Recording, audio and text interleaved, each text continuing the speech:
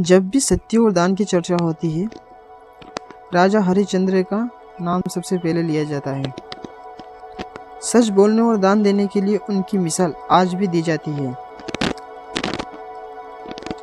इसीलिए उन्हें सत्यवादी और दानवीर राजा हरिश्चंद्र कहा जाता है।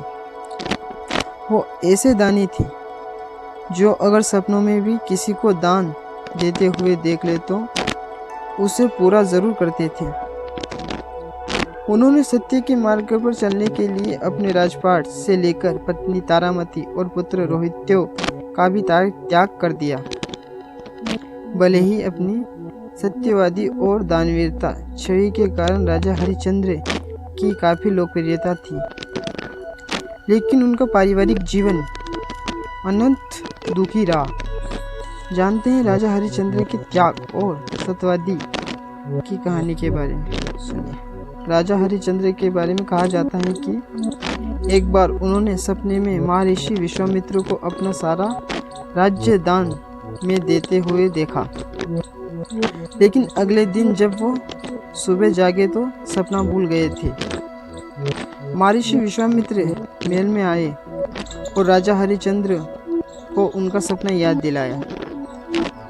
इसके बाद राजा ने खुशी खुशी अपना राज्य उन्होंने दान कर दिया। लेकिन दान के बाद दक्षिणा की बारी आई तो ये बोले, पहले ही सब कुछ मैंने दान कर दिया, जब अब दक्षिणा के लिए धन कहाँ से लाऊं? बहुत विचार करने के बाद राजा हरिश्चंद्र खुद को बेचने का फैसला लिया। काशी की ओर चल पड़े। इधर तारामती रानी और पुत्र रोहित्य को एक व्यक्ति ने खरीद लिया। उधर राजा हरिश्चंद्र को शमशान के एक स्वामी ने खरीद लिया। हरिश्चंद्र की पत्नी उसी व्यक्ति के घर पर बर्तन मांजने और चौका चूल्हा का काम करने लगी। वहीं कभी सिंहासन पर बैठने वाला राजा हरिश्चंद्र शमशान का काम करने लगे। एक दिन राजा के पुत्र को सांप ने डस लिया, जिससे उसकी मौत हो गई। लेकिन तारामती के पास कफन तक के पैसे नहीं थे। तारामती किसी तरह दुखी मन से पुत्र के शव को गोद में उठाकर शमशान पहुंची। लेकिन शमशान पहुंचते ही हरिश्चंद्र राजा तारामती से शमशान का कर मांगने लगे, क्योंकि शमशान का कर लेना नियम था और वो अपने मालिक की आज्ञा का पालन कर रहे थे।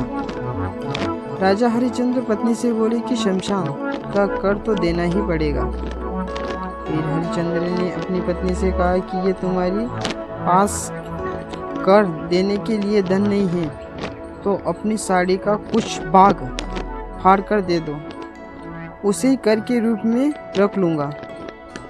लाचार होकर जैसे ही तारामती ने अपनी साड़ी फाड़ना शुरू किया, उसी समय तेज गरज हुआ और विश्वामित्र प्रकट हो गए।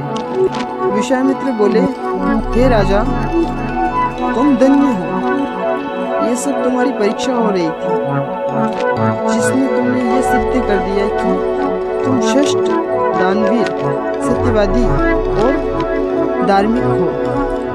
इसके बाद पुत्र भी जीवित हो उठा। राजा को उसका पूरा राज्य भी लौटा दिया गया।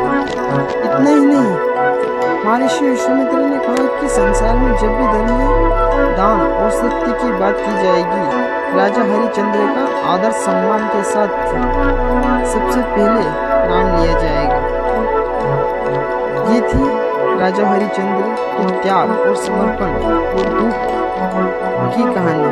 दानवीर, किसी ने शिष्ट तो किसी ने पूरा राज्य ही दान किया। धन्य